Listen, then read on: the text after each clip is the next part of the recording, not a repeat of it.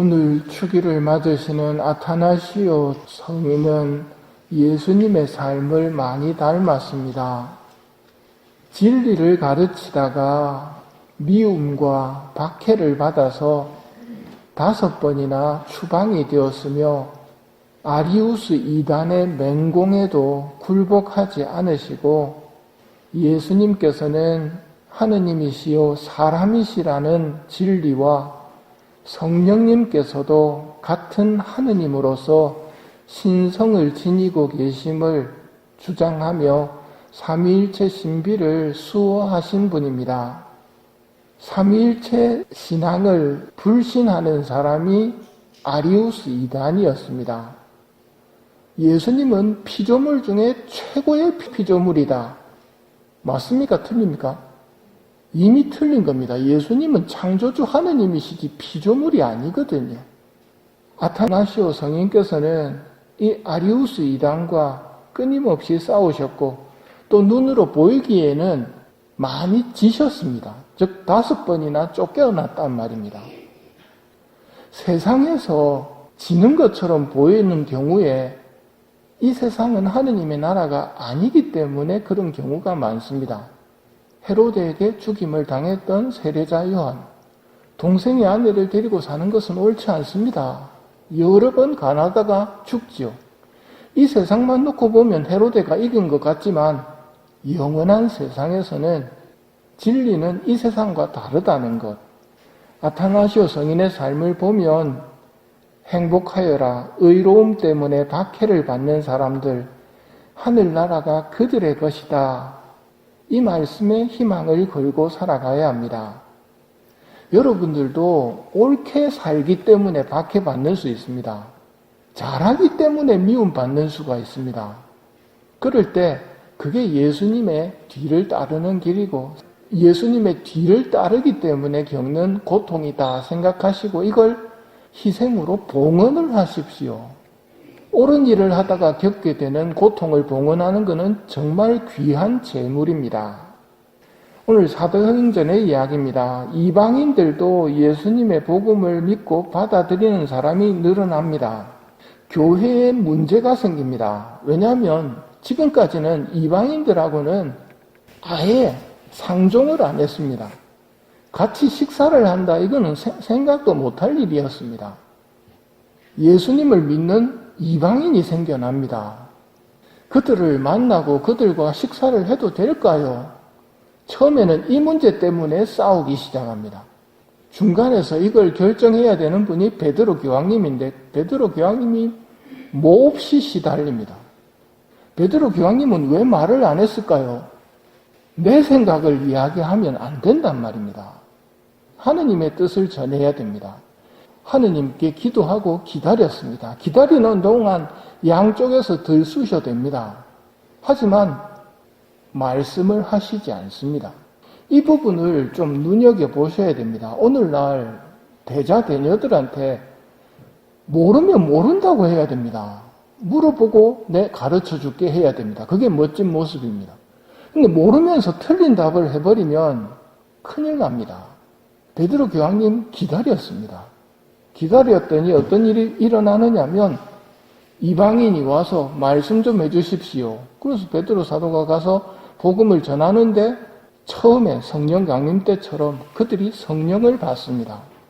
또 하늘에서 베드로야 잡아먹어라 하면서 보여주는데 한 번도 먹어본 적이 없는 것 짐승들이라서 저는 부정한 것을 입에 댄 적이 없습니다 했을 때 하느님께서 거룩하게 만드신 것을 부정하다고 하지 마라. 이런 환시를 통해서 베드로 교황님에게 하느님은 대답을 하신 겁니다. 이방인들과 함께 하라는 겁니다. 이제 이방인들과 함께 하고 식사는 합니다. 근데 문제는 또 생겨납니다.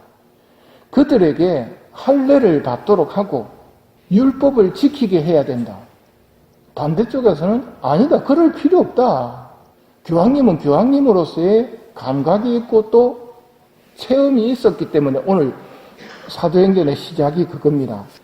형제 여러분, 하느님께서 일찍이 여러분들 가운데서 나를 뽑으신 사실을 여러분은 알고 있습니다. 즉 내가 예수님의 자리를 이어받은 후계자라는 것을 알고 있습니다. 하느님께서는 그들에게도 성령을 주시어 인정해 주셨습니다. 그러니 그들에게 쓸데없는 몽해를 메울 것이 아니라 이러이러한 것들만 지키도록 하자고 이야기를 합시다. 오늘 이방인 문제는 이렇게 정리됩니다. 다른 민족들에게서 하느님께 돌아선 이들에게 어려움을 주지 말고 편지를 써서 우상에게 바쳤던 더러운 음식과 불륜과 목 졸라 죽인 짐승의 고기와 피를 멀리하라는 것만 요구하기로 합시다. 그래서 다른 것들은 요구하지 않고 이런 것들을 지키라고 하는 겁니다. 오늘날은 빨리빨리 대답하는 것이 똑똑해 보이는 세상입니다. 몰라도 아는 척하며 자신을 돋보이려는 세상입니다. 하지만 하느님 마음에 드는 사람은 어린이와 같은 순수한 사람입니다. 베드로 사도는 모르는 것을 하느님께서 대답해 주실 때까지 기다립니다. 고통을 받지만 그 고통을 봉헌하면서 아버지의 대답을 기다립니다.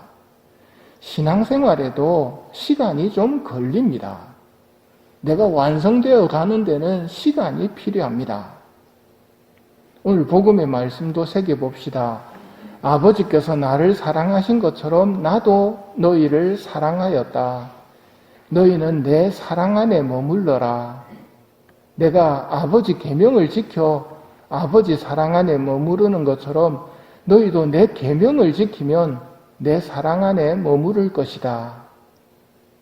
내 사랑 안에 머물러라 라는 말은 초대도 되고 명령도 됩니다. 예수님의 사랑 안에 머물러 보셨습니까? 한번 생각해 보십시오. 방금 묵주기도를 바쳤지요. 1단을 바칠 때와 5단을 바칠 때 중에 언제가 더 마음이 고요하고 평화롭습니까? 대개는 5단입니다. 예수님 안에 머무는 시간이, 성모님 안에 머무는 시간이 길면 길수록 평화로워지고 고요해집니다. 그때 비로소 진짜들이 보입니다.